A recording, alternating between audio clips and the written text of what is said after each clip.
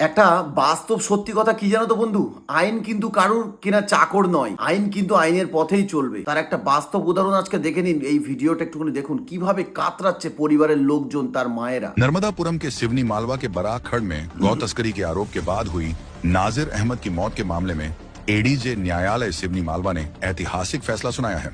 কি দেখতে পাচ্ছেন তো কিভাবে তার মায়েরা মানে পুলিশের পায়ে জড়িয়ে ধরছে, কিন্তু কোনো কথা হবে না এখানে। জানেন তো আপনার নেতাকেতাও কিন্তু তখন আপনার পাশে আসবে না যখন আপনি আইনকে উল্লঙ্ঘন করবেন বন্ধু। এখন ভারতবর্ষের একটা বিরাট বড় মুদ্রা হয়ে উঠেছে, গোরক্ষা করতো যে 14 জনকে যাবজ্জীবন কারাদণ্ড দেওয়া হয়েছে, পরিবারের লোকজন এইভাবে পুলিশের পায়ে হাত পায়ে জড়িয়ে ধরছে, এইভাবে কাতরাচ্ছে, কিন্তু কেউ শুনবে না তোমার কথা, তোমার নেতা কথাও শুনবে না বন্ধু। এই যে অনেকে বলছে না বিজেপি সরকার হিন্দু সরকার, না বন্ধু, তখন তোমার কেউ কথা শুনবে না, পরিবারের লোকজনই তোমার জন্য শুধু কাঁদবে। মনে রেখে দিও, আইন কিন্তু আইনের পথেই চলবে। কারণ এই 14 জনের অপরাধ কি হয়েছিল, এরা একদিন একটা ট্র্যাক ভর্তি গাড়িতে যখন গরু নিয়ে আসছিল, সেই ট্র্যাকে 3 জন ছিল, 3 জনের মধ্যে মারপিট হাতাপায় হওয়ার পরে একজনা কিন্তু মারা গেছে সেখানে। সেই কেসটায় আজকে এদেরকে যাবজ্জীবন কারাদণ্ড দিয়েছে বন্ধু। আর এই যে ঘটনাটা ঘুরে এখন দেশের ভেতরে কিন্তু বিরাট একটা মুদ্রা চলছে। এই জন্যই বলছি আইন কিন্তু আইনের পথেই চলবে। তুমি যদি কোনো অন্যায় করো তাহলে কিন্তু তোমাকে ভুগতন করতে হবে, তখন তোমার পাশে কোনো নেতাকে আসবে না বন্ধু, একটা কথা মনে রেখে দিই। তাই কিছু করার আগে অবশ্যই ভেবে চিন্তে করো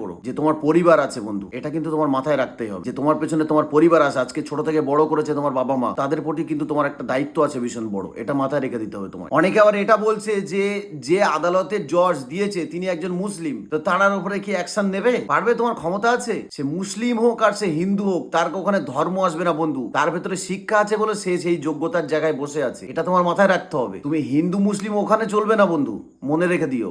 ওখানে যার যোগ্যতা আছে সেই ওখানে বসবে, আর ওখানে বসে সেই আইনটা সেই করবে, একটা কথা মনে রেখে দিও। তাই বলছি, আর কি আপনি নেতা নেতা করছেন, এই মুসলিমের নেতা এই হিন্দুর নেতা, আরে কি নেতা নেতা করছেন দেখুন এই ভিডিওতে। যে ববি হাকিম গত কয়েক বছর শুধু মমতা ব্যানার্জির ডান হাত ছিল, সেই ববি হাকিম কিছুদিন ভোটের আগে কি বলেছিল দেখুন একটুখানি। ছি ছি ছি, অন্যায় অন্যায়, পাপ পাপ পাপ, বিজেপির হাতে মুসলমানের সম্মান বিক্রি করে দেবার ষড়যন্ত্র করছে।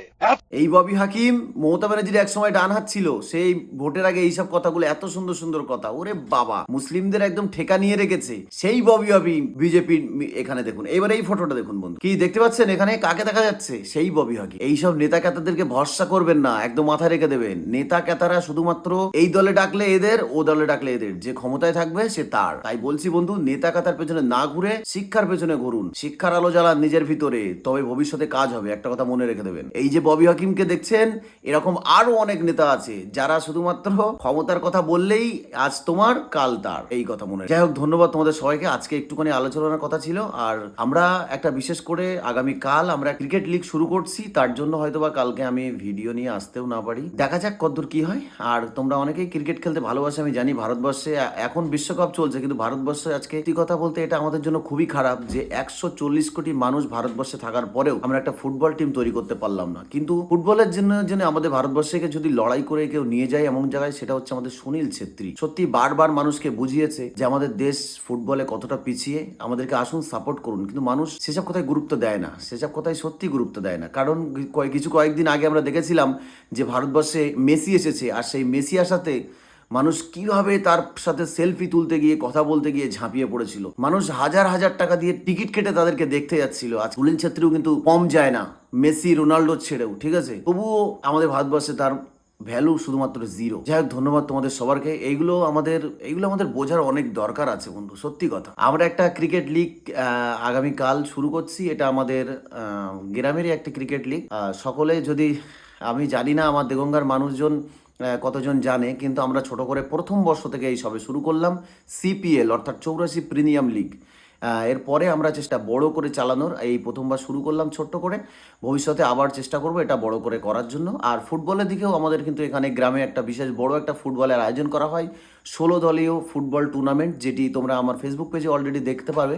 যে আমরা এটারও অনেক ভিডিও বানিয়েছি, যেটা আমি ফেসবুক পেজে নিচে দিয়ে রেখেছি। আমরা ফুটবল একটা টুর্নামেন্ট চালাই 16 দলীয়, যেখানে প্রাইজ থাকে খুব বড় বড় আকর্ষণীয় ট্রফি ছাড়া, এবং 80,000, 1 লাখ এরকম ফার্স্ট প্রাইজ, সেকেন্ড প্রাইজ থাকে, এবং সুন্দর সুন্দর ট্রফির সঙ্গে সুন্দর করে মাঠ ডেকোরেশন করা হয়, ভালো স্টেজ করা হয়, ভালো খেলোয়াড়কে বেছে নেওয়া হয়, এবং আরও অনেক সুন্দর খেলা আমরা সেখানে পরিবেশন করি। সেখানে আমাদের অনেক বেশ 30 থেকে 35 হাজার দর্শক থাকে, এবং অনেকবার সমীক্ষায় এমনও বলা গেছে যে 40,000-এরও বেশি দর্শক হয়েছে।